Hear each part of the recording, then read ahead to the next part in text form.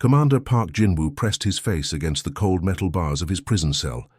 The alien fortress hummed with strange energy all around him. 3 months ago, he had been leading a simple patrol mission near the outer rim of human space. His crew of 25 young soldiers was supposed to check on mining stations and report back to Earth Command. Instead, they flew straight into a trap. The Galactic Entertainment Consortium had been watching human movements for years. They wanted fresh content for their twisted shows. Humans were perfect victims, emotional, brave, and they died in spectacular ways that made for great television across the galaxy. "Human scum, wake up!" The insectoid guard's voice scraped like metal on stone. Its forearms rattled the cell bars, while its compound eyes reflected the dim corridor lights. "Big day today! You fight the Razor Claw in Arena 7. Millions of beings will watch you die." Jinwoo stood slowly, his military training keeping him calm despite the fear eating at his stomach. Behind him, Lieutenant Kim Soo-young sat in the corner where she always sat. Her medical bag had been taken weeks ago, leaving her with nothing to do but watch their friends die one by one. "Soo-young," Jinwoo whispered, "remember what I taught you about the guard rotations?" She nodded without looking up. Both of them had been mapping the fortress layout, counting guards, studying alien technology. Every piece of information might help Earth someday, even if they never lived to see home again. The guard's translator device crackled. "No talking. Arena viewers want fresh meat, not boring conversation." Jinwoo was dragged through corridors filled with alien architecture that hurt to look at. Twisted metal beams curved in impossible directions. Holographic displays showed betting odds for his upcoming death. The numbers kept changing as more aliens placed wagers on how long he would survive. In the preparation room, other aliens worked on his equipment. They gave him basic armor and a simple plasma rifle, enough to make the fight interesting but not enough to actually win. A floating camera drone buzzed around his head, recording everything for the pre-show entertainment. "Tell viewers how scared you are," demanded a slug-like creature with too many tentacles. "Fear makes good television." "I'm not scared," Jinwoo lied smoothly. "I'm thinking about my home." This was partly true. He was thinking about Earth, but not in the way the aliens expected. Every detail of this place was being burned into his memory. The guard schedules, the weapon storage locations, the shield generator positions, all of it would be transmitted back to Earth through their hidden communication devices. The arena itself was massive, designed to hold 50,000 screaming, alien spectators. Bright lights blazed down from the ceiling while holographic advertisements flashed around the walls. The crowd roared when Jinwoo walked onto the sand-covered floor. They threw strange alien foods and waved betting slips in the air. High above in the luxury boxes, the wealthy aliens who owned the consortium sipped exotic drinks and laughed. To them, this was just another Tuesday afternoon. Another human would die, the ratings would spike, and profits would flow into their accounts. What they didn't know was that Earth had been intercepting every broadcast. Deep space monitoring stations caught every signal. Military analysts studied every frame of video. Each human death taught Earth strategists something new about alien technology, psychology, and capabilities. The arena announcer's voice boomed across the stadium in dozens of alien languages. "Today's human specimen comes from Patrol Unit Delta 7. Watch as it faces our champion predator, the mighty Razor Claw." A massive gate opened on the opposite side of the arena. The creature that emerged looked like a cross between a tiger and a mechanical spider. Its claws sparked with electrical energy, while its metal-plated hide gleamed under the arena lights. The crowd went wild with excitement. Jinwoo checked his plasma rifle's charge and adjusted his armor straps. His collar mic was still hidden beneath his uniform. As he moved into position, he began whispering coordinates and technical specifications. His voice was too quiet for the crowd to hear, but Earth's listening posts would catch every word. Fortress. Coordinates Gamma 77 Alpha. Shield frequency. Rotating band between 2.7 and 3.1 terahertz. Guard shift change at 800 and 1600 station time. Weapon storage on levels 12 through 15. Primary power generator located in sub-basement 3. The Razor Claw circled him slowly, its mechanical parts whirring with each step. Its handlers had trained it to put on a good show before the kill. The longer the fight lasted, the more advertisements they could run. As the creature prepared to charge, Jinwoo continued his transmission. "Tell my family I died with honor. Tell Earth Command that these aliens fear us more than they admit. They wouldn't need cages and games if we weren't dangerous." The Razor Claw leaped forward with claws extended. Jinwoo raised his rifle and smiled grimly. His death would look like entertainment to the aliens, but to Earth it would be intelligence. That might save millions of human lives. General Lee Minho stood in the heart of Earth's most classified facility, 3 kilometers beneath the Swiss Alps. The Deep Space Command Center buzzed with activity around the clock, but right now, deadly. Silence filled the main observation room. Dozens of screens covered every wall, each one showing horror that made even veteran soldiers sick to their stomachs. On screen 7, a young Marine named Park Sun-ho was fighting a creature that looked like a walking nightmare. The alien beast had 6 legs, razor-sharp claws, and skin that seemed to absorb laser fire. The crowd in the alien arena cheered every time the monster landed a hit. Sun-ho lasted 12 minutes before the creature finally caught him. "Turn it off," Minho said quietly.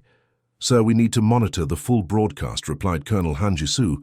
She had been his intelligence officer for 8 years, and he had never seen her cry until they started receiving these alien transmissions. Private Sun-ho managed to count the guard positions before he died. That information could save lives. Minho nodded but looked away from the screens. He had served in 3 wars and seen friends die in combat. But this was different. These weren't soldiers dying for their country or protecting civilians. These were his people being murdered for entertainment, while alien commentators made jokes about human weakness. The main communication array chimed with an incoming transmission, another data packet from the consortium space stations hidden inside what looked like random static. Earth's best cryptographers had spent months learning to decode these messages. Each one came at the cost of a human life. "What do we have?" Minho asked. Colonel Jisoo worked at her console, her fingers flying across holographic displays. "Private Nam Hye-jin from the cargo ship Seoul Express. She was captured 2 weeks ago during a supply run to Colony 12. The recording began playing on the central screen.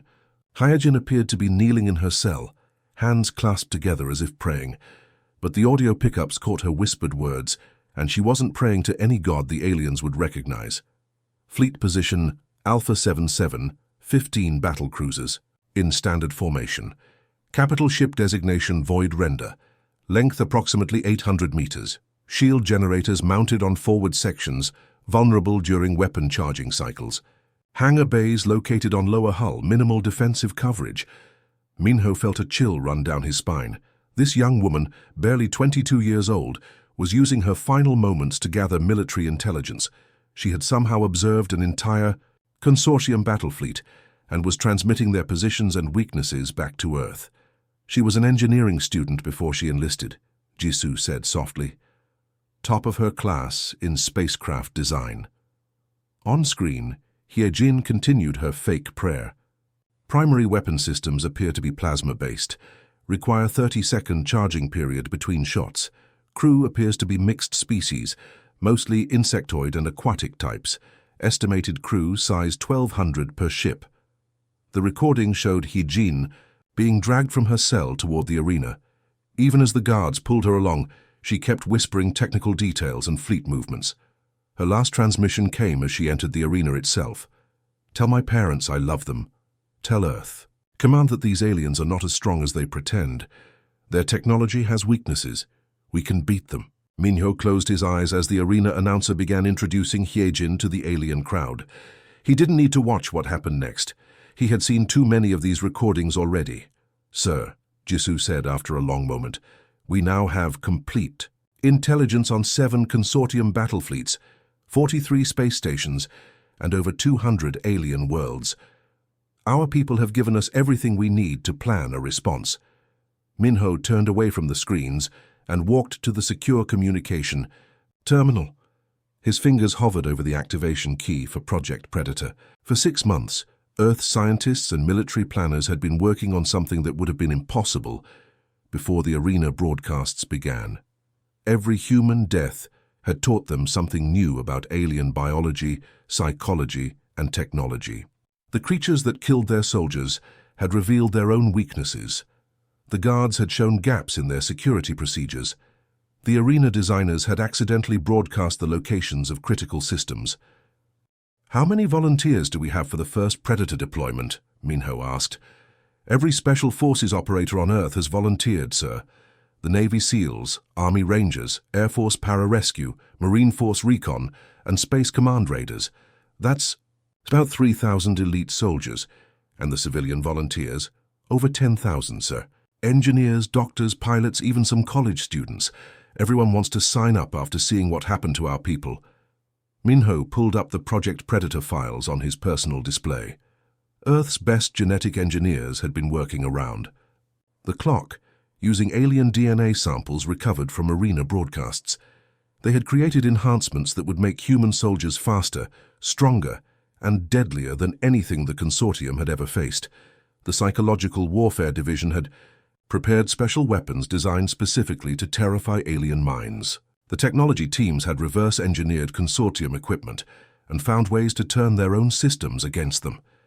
"Begin Phase 1 selection and training," Minho ordered. "I want the first Predator teams ready for deployment within 60 days?" "Yes, sir. What should I tell them about their mission parameters?" Minho looked back at the wall of screens where another young human was being prepared for alien entertainment. This one was barely 18, a communications specialist who had volunteered for deep space duty to help pay for her sister's medical treatments. "Tell them that every human who died in those arenas will be avenged. Tell them that the aliens wanted entertainment, and we're going to give them a show they'll never forget." The entertainment mogul Vexitar lounged in his luxury office overlooking the bright lights of Consortium Prime, the galaxy's entertainment capital.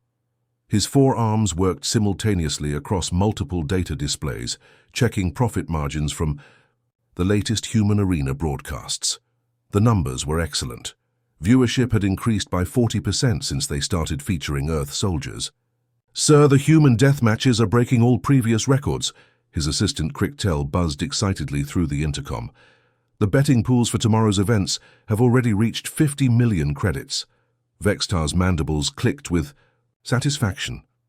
Humans were perfect entertainment subjects. They fought bravely, died dramatically, and their emotional responses drove alien audiences wild with excitement. Unlike other species they had captured, humans never gave up hope, which made their final defeats even more thrilling to watch. Suddenly, his office door burst open. Crichtel rushed in, his insectoid features twisted with panic. His 6 legs scrambled across the polished floor as he waved a datapad frantically.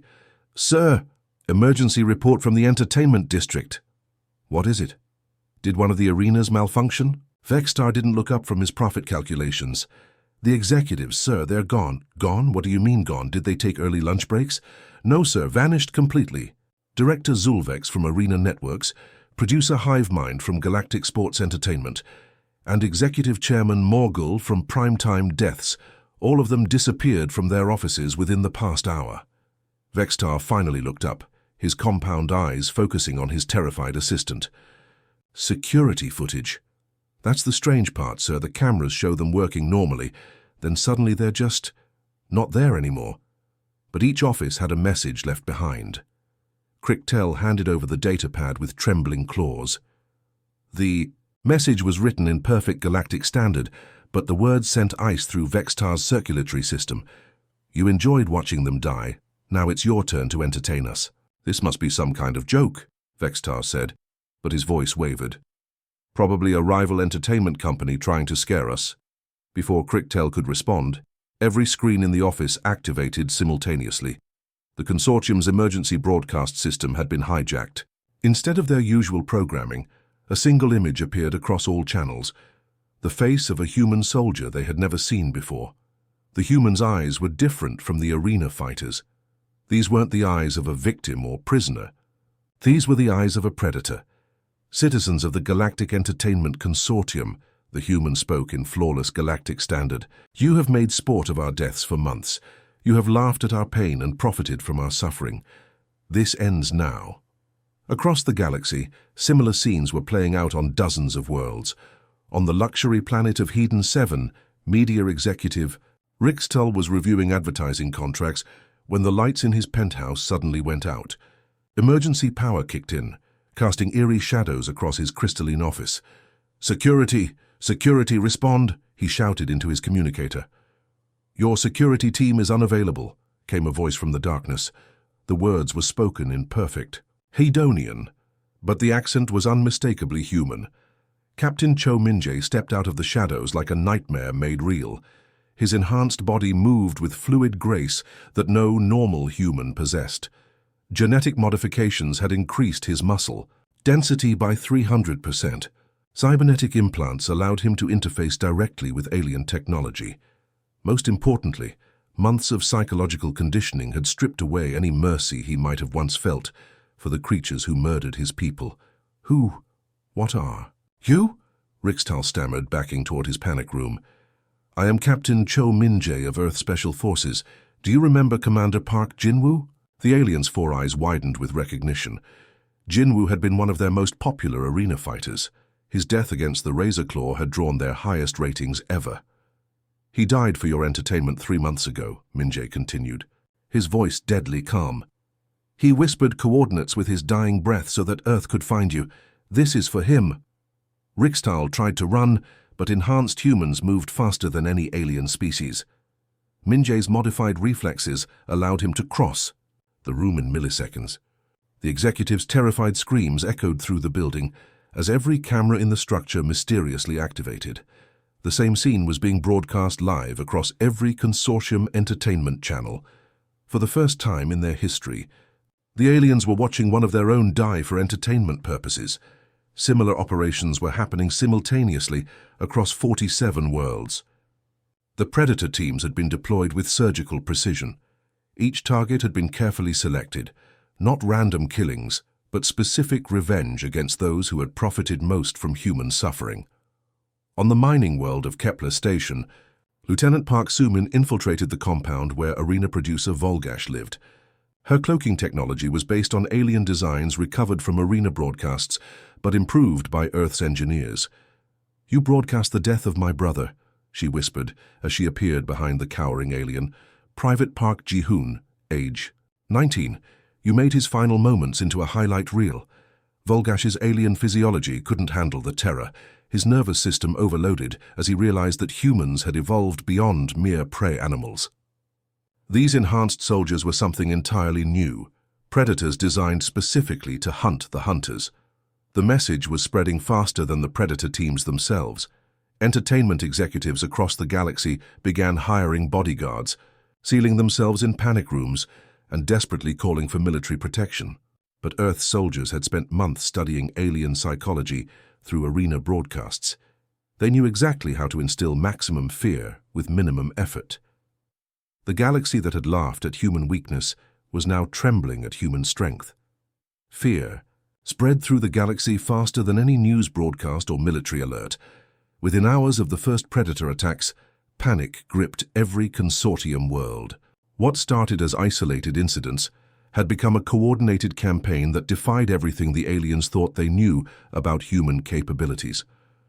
Station Commander Yu Sung-jin crouched in the ventilation system above Entertainment Outpost Delta 9, watching through thermal imaging as alien guards patrolled below. This facility had been responsible for broadcasting the deaths of over 300 humans in the past year. Tonight, it would become a monument to alien terror. Sung-jin didn't carry weapons. He didn't need them. Earth's psychological warfare division had spent months analyzing alien fear responses from arena footage.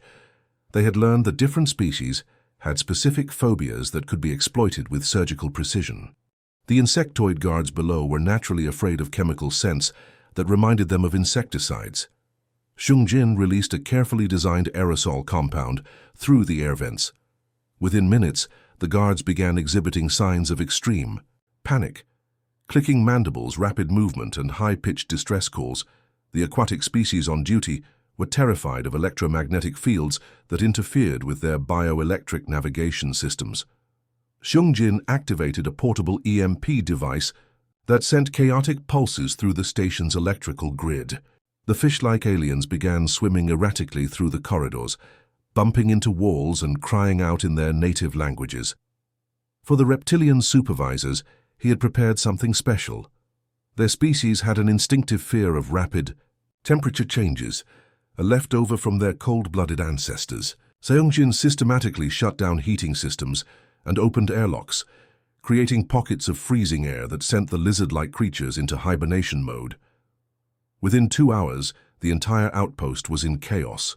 Guards abandoned their posts. Supervisors locked themselves in secure rooms. Broadcasting equipment shut down as terrified technicians fled their stations. Not a single shot had been fired, but the facility was completely neutralized. Similar scenes played out across dozens of worlds. Arena masters who had grown wealthy from human suffering suddenly found themselves looking over their shoulders constantly. Entertainment executives who had laughed at human pain now jumped at every shadow. Kexthor, the arena master of Stadium Omega, hired 100 elite alien warriors to protect his compound. They set up defensive positions, energy shields, and automated turrets. For 3 days, they waited for an attack that never came. On the 4th day, Kexthor woke up to find a single human message carved into the wall of his bedroom. "We know where you sleep." His bodyguards had seen nothing, heard nothing. The compound's security systems showed no signs of intrusion. Yet somehow, a human soldier had walked through all their defenses and left a calling card.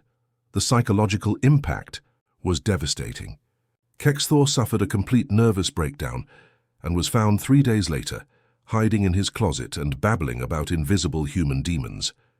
But the real terror began when Sergeant Bae Min-seo reached Central Broadcasting Station Alpha, the heart of the consortium's entertainment empire.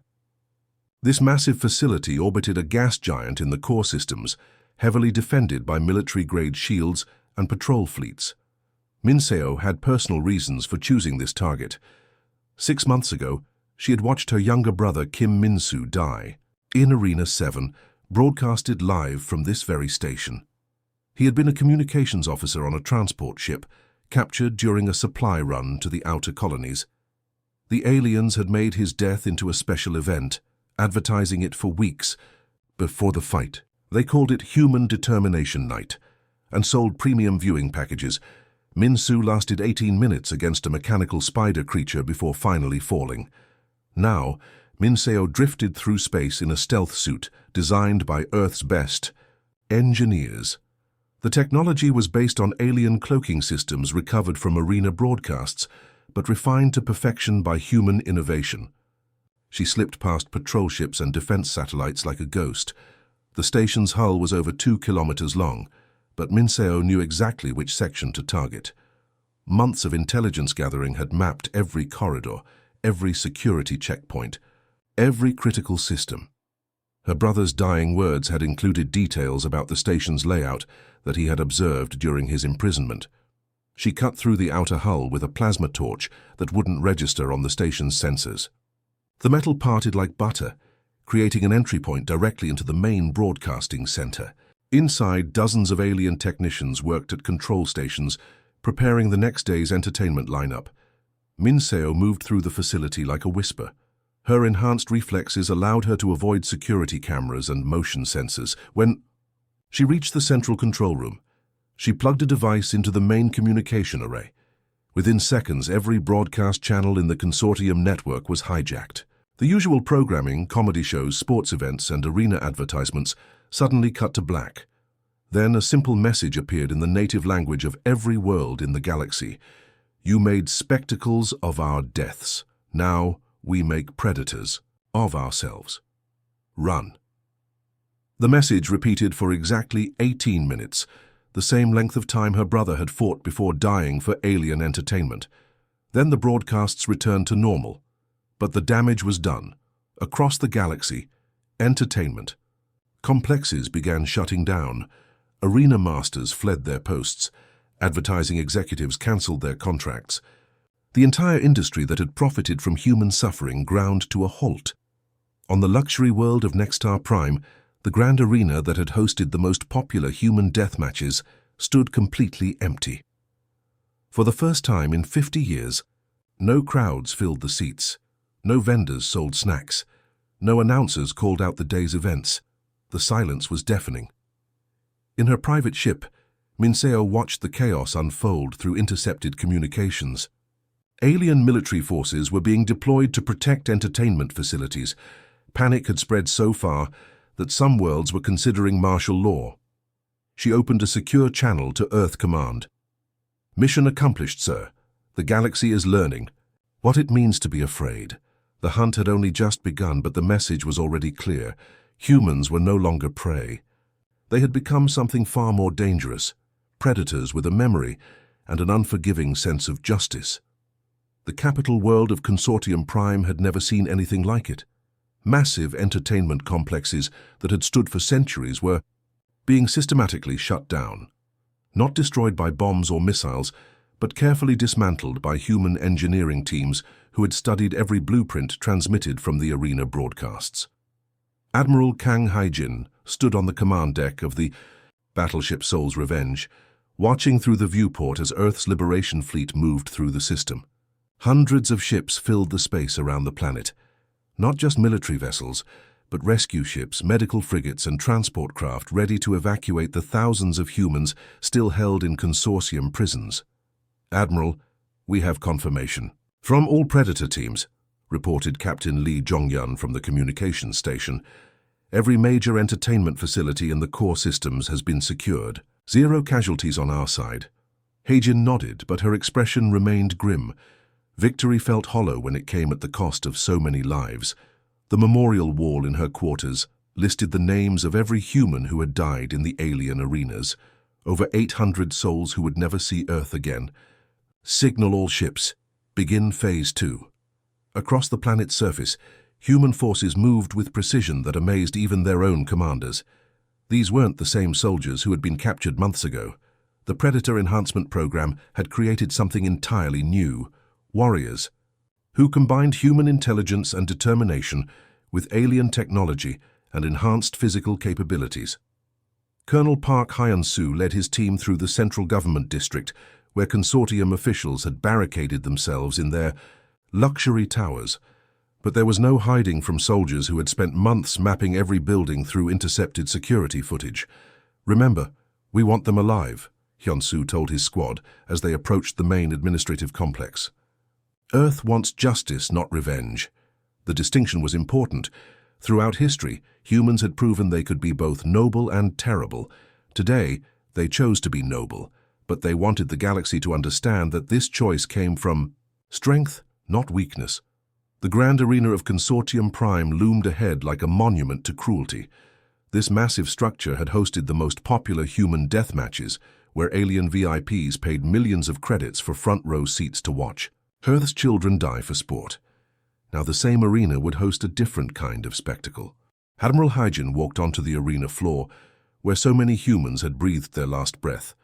The sand beneath her feet was still stained with blood that no amount of cleaning could fully remove. Above her, thousands of empty seats stretched toward a dome ceiling decorated with holographic advertisements for entertainment that would never come. Behind her, human soldiers escorted a line of captured Consortium leaders. These were the beings who had grown wealthy from human suffering: entertainment executives, arena masters, broadcast producers, and government officials who had legalized the horror. The alien prisoners moved slowly, their various physiologies showing signs of terror. The insectoid media mogul Vextar's compound eyes darted nervously around the arena. The aquatic broadcast executive Morgul's gills fluttered with rapid breathing. The reptilian arena master Kexthor could barely stand on his trembling legs. "Activate the broadcast network," Haijin ordered. Every screen across the galaxy flickered to life. The same technology that had once transmitted human deaths now carried a different message. On 1,000 worlds, alien citizens who had laughed at human suffering now watched their own leaders face judgment. "Citizens of the galaxy," Haijin began, her voice carrying to every corner of Consortium space. "For months you have watched our people die for your entertainment. You have made sport of human suffering and profited from our pain." She gestured to the cowering alien officials behind her. "These beings convinced you that humans were weak, that we existed only to amuse you in your arenas. Today you learn the truth. The Admiral walked slowly along the line of prisoners, each step echoing in the vast arena. We could have responded with the same cruelty you showed us. We could have made your deaths into entertainment for our people. We could have built our own arenas and watched you suffer for sport. She stopped in front of Vextar, who had personally overseen the deaths of over 200 humans. But we are not you. We choose justice over revenge, mercy over cruelty. The alien executive fell to his knees, babbling apologies in broken standard. Around the galaxy, viewers who had once cheered human deaths now watched their entertainment moguls beg for the mercy they had never shown. You have two choices, Hagen announced to both the prisoners and the watching galaxy. Face trial for your crimes against sentient beings, accept your punishment, and help us build a better galaxy. Or refuse and become the stars of your own. Final broadcast. One by one, the alien leaders chose surrender. They had seen what human predators could do when they decided to hunt. They had no desire to become entertainment themselves. The transformation was immediate and total. Across the galaxy, entertainment networks voluntarily shut down their arena programming. Governments passed laws banning gladiatorial combat. The entire industry built on sentient suffering collapsed overnight. But humans didn't stop there. Earth's rescue fleet spread throughout consortium space, liberating not just human prisoners, but beings of every species who had been forced into the arenas. The galaxy learned that human justice extended to all who suffered, not just their own kind. As the arena lights dimmed for the final time, Admiral Hagen looked up at the empty seats and thought of all the humans who had died in this place. They would never see the galaxy their sacrifice had helped create, a galaxy where entertainment came from creativity and joy, not from the suffering of others. "Signal the fleet," she said quietly. "Mission accomplished. It's time to go home." The age of human entertainment was over. The age of human justice had begun, and the galaxy would never forget the lesson. Humans might die with dignity, but they were utterly merciless when hunting those who mocked their sacrifice. The end.